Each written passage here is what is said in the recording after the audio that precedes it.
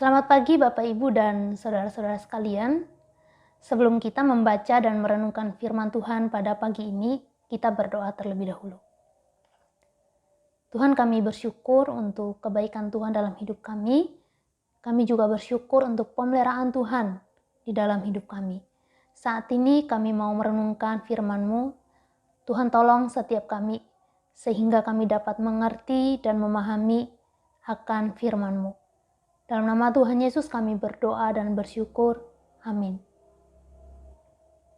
Bapak Ibu, kalau kita berbicara mengenai doa, maka ada slogan juga yang berbicara tentang doa, yaitu doa merupakan nafas kehidupan orang Kristen. Saya yakin bahwa kenapa dia buat slogan seperti ini, karena menurut dia, bagi dia, doa itu sangat penting. Ya, doa itu sangat penting bagi kehidupan kita juga. Saya yakin bahwa kita juga mempunyai pendapat yang sama bahwa doa itu penting bagi kehidupan kita. Mengapa penting? Karena doa merupakan sarana yang dipakai oleh Tuhan untuk kita bisa berkomunikasi dengan Dia. Nah, sebuah doa sangat penting bukan hanya pada zaman sekarang ini, tetapi juga ternyata doa juga sangat penting bagi kehidupan tokoh-tokoh Alkitab. Karena doa adalah salah satu cara yang dipakai oleh mereka untuk berkomunikasi dengan Tuhan.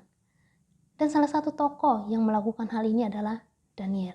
Daniel ini adalah salah satu tokoh Alkitab yang sudah tidak asing bagi kita.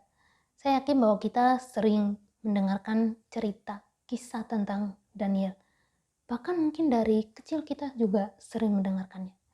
Nah, Daniel ini adalah salah satu tokoh Alkitab yang sangat rajin dalam berdoa. Doa itu penting bagi dia. Di dalam Daniel pasal 6, kita melihat alasan Daniel rajin tekun dalam berdoa. Karena melalui doa, Tuhan memberikan kekuatan kepada Daniel untuk tidak kompromi terhadap dosa. Kalau kita lihat kisah Daniel dari pasal 1 sampai pasal 6 ini, dia adalah orang yang pintar, yang berhikmat. Salah satu buktinya adalah ketika dia berhasil menafsirkan mimpi daripada Raja Nebukadnezar. Sehingga dia akhirnya diangkat menjadi penguasa atas seluruh wilayah Babel oleh Nebukadnezar. Dia juga adalah orang yang takut akan Tuhan, taat kepada Tuhan. Dia selalu rajin berdoa, dia bertekun di dalam doa. Mengapa Daniel melakukan ini? Karena dia tahu bahwa hanya Tuhanlah yang memberikan dia kekuatan untuk tidak berkompromi di dalam dosa. Sehingga dia datang kepada Tuhan untuk meminta kekuatan daripada Tuhan supaya dia tidak sampai berkompromi di dalam dosa. Nah, kalau kita lihat di pasal 6 ini, kita melihat bukti di mana Daniel tidak berkompromi di dalam dosa. Buktinya apa? Ketika dikeluarkan sebuah perintah, peraturan, bahwa setiap orang harus menyembah kepada Raja Darius. Jadi orang-orang pada saat itu hanya menyembah kepada Raja Darius saja. Kalau ada orang yang menyembah kepada dewa atau kepada Tuhannya selain kepada Raja Darius, maka dia akan dibuang ke gua singa. Nah, ini adalah sebuah ancaman yang pasti ditakuti oleh semua orang. Tetapi tidak dengan Daniel. Daniel tetap pada pendiriannya. Dia tetap berdoa kepada Allah, tetap menyembah kepada Allah. Kita lihat Daniel 6 ayat 11 dan 12. Demi didengar Daniel bahwa surat perintah itu telah dibuat, pergilah ia ke rumahnya. Dalam kamar atasnya ada tingkap-tingkap yang terbuka ke arah Yerusalem. 3 kali sehari ia berlutut, berdoa serta memuji Allahnya, seperti yang biasa dilakukannya. Lalu orang-orang itu bergegas-gegas masuk dan mendapati Daniel sedang berdoa dan bermohon kepada Allah. Dia sudah ketahuannya, dia hanya menyembah dan berdoa kepada Allahnya. Padahal sudah dikeluarkan perintah bahwa tidak boleh berdoa atau menyembah kepada Tuhan kamu sendiri atau kepada dewa. Kamu harus menyembah kepada Raja Darius. Tapi Daniel tidak melakukan itu.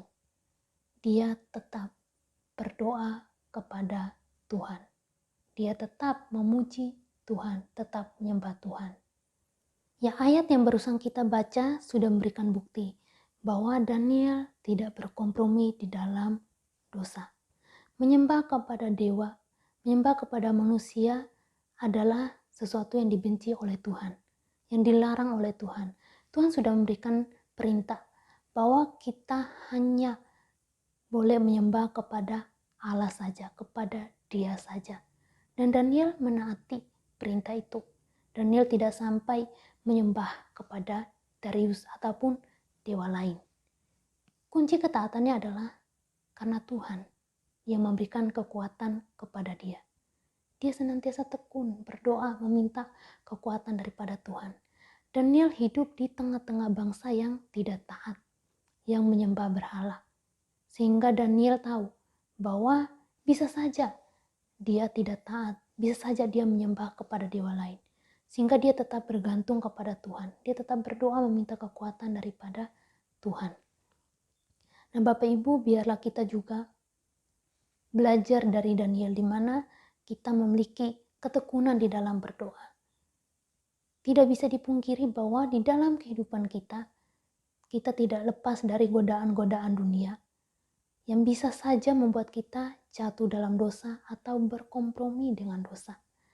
Oleh karena itu, kita mau selalu bergantung kepada Tuhan, kita mau datang kepada Tuhan di dalam doa kita minta kekuatan daripada Dia. Melalui doa juga kita dapat diberikan kekuatan dalam menghadapi setiap persoalan dan pergumulan hidup kita. Apapun yang kita lakukan, kemanapun kita pergi, kita biasakan untuk berdoa kepada Tuhan, memberikan kita kekuatan, bagaimana kita menjalani hari itu, bagaimana kita melakukan aktivitas kita, sehingga segala sesuatu yang kita lakukan itu memuliakan Tuhan. Sehingga Tuhan memberikan kita kekuatan agar tidak sampai jatuh di dalam dosa atau berkompromi di dalam dosa. Mari kita berdoa. Tuhan, terima kasih untuk firman-Mu. Tuhan, tolong kami supaya kami senantiasa melakukan apa yang menjadi perintah-Mu kepada setiap kami. Kami berdoa menyerahkan untuk kehidupan kami ke dalam tangan kasih-Mu, sehingga di dalam kehidupan kami senantiasa hidup memuliakan Tuhan. Di dalam nama Tuhan Yesus kami berdoa. Amin.